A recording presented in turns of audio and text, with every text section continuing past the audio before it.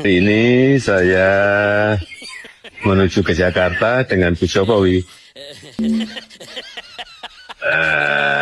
Naik. Garuda.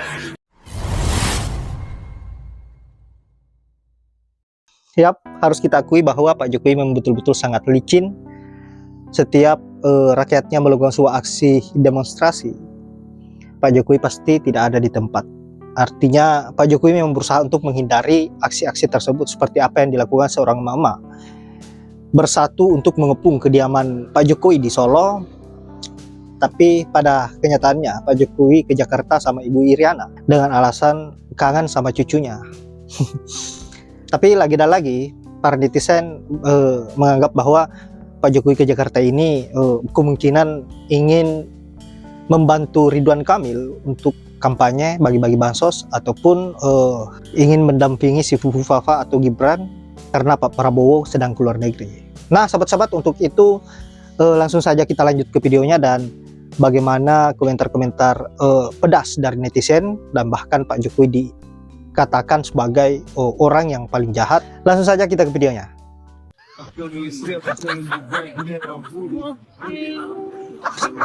Betul ini beritanya Ya ini. betul lah. Emang ke Masa Jakarta. iya? Seperti itu. Mungkin juga ya. Kita nonton aja lah ya. Salam logika. Guys, gue punya catatan beberapa peristiwa yang satu sama lainnya saling berkaitan. Kalian dah yang memutuskan apakah itu by design atau kebetulan saja. Peristiwa pertama adalah kunjungan Presiden Prabowo Subianto untuk beberapa minggu ke luar negeri. Nah, karena Prabowo di luar negeri, otomatis yang mengendalikan pemerintahan adalah wakilnya, yaitu Gibran Rakabumi. Peristiwa kedua adalah kunjungan Pak Jokowi dan Ibu Iriana, istrinya, ke Jakarta dengan alasan untuk menengok cucu. Nah, peristiwa ketiga di Solo ada emak-emak yang demo meminta agar Pak Jokowi diadili. Lalu pertanyaannya ini ya guys, pertanyaan ini justru tidak ada hubungannya sama sekali dengan tiga peristiwa yang gua sebutkan tadi. Nih guys, pertanyaannya, apa maksud Pak Mulyono datang ke Jakarta?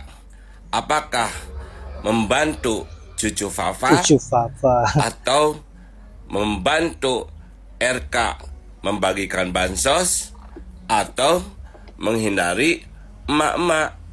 Emang Mulyono jahat ya? Nah, Bahkan seluruh kegiatan Mulyono itu tidak sebanding dengan seluruh kejahatan yang pernah dibuat di era reformasi. Karena Mulyono adalah puncak dari kejahatan. Saya ucapin ini secara serius.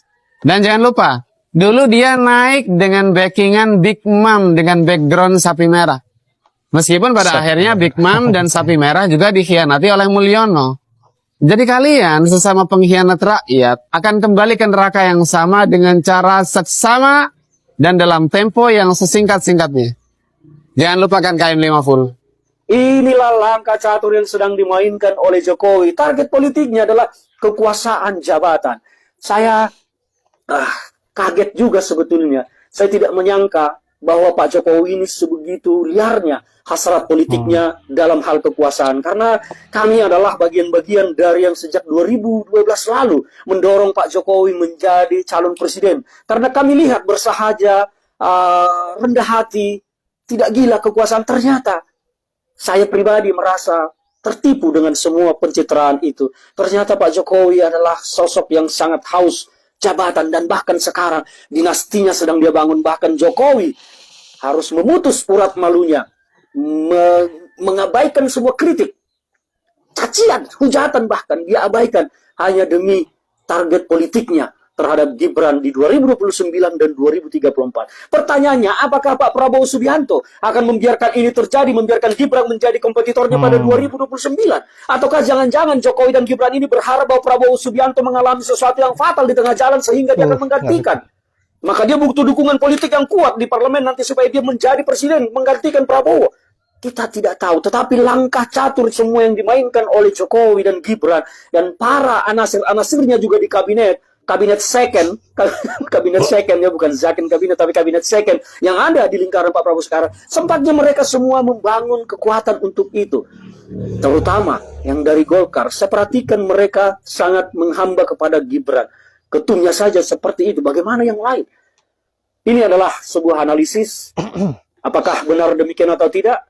Kembali kepada persepsi masing-masing sahabat. Saya, Ferdinand Huta Hayan, hanya menyampaikan analisis dan pendapat. Dan Pak Jokowi tidak usah gusar, tidak usah geram. Kalau ternyata ini benar, silakan saja Pak. Bapak berhak untuk melakukan itu. Karena negara kita ini adalah negara demokrasi. Tetapi dari sisi etika kepatutan, kami berhak untuk mengkritik Bapak. Karena Bapak masih mengaktifkan diri di kancah politik nasional. Salam dari saya, Ferdinand Huta Hayan. Nah, ini sampai jatuh loh, Mama.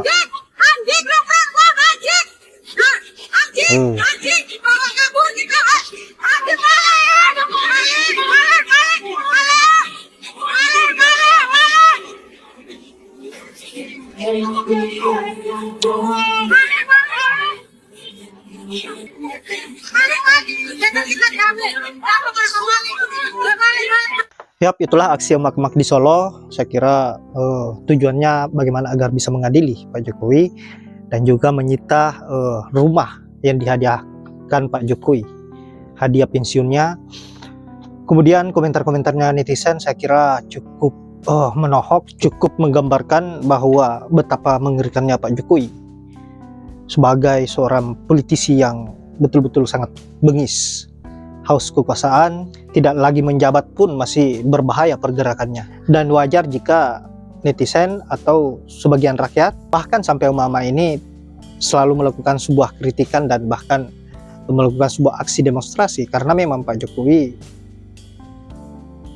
tak henti-hentinya melakukan sebuah pergerakan-pergerakan yang bertujuan hanya mementingkan kepentingan pribadinya tanpa berpikir bagaimana nasib rakyat, bagaimana harapan rakyat. Aduh, Pak Jokowi.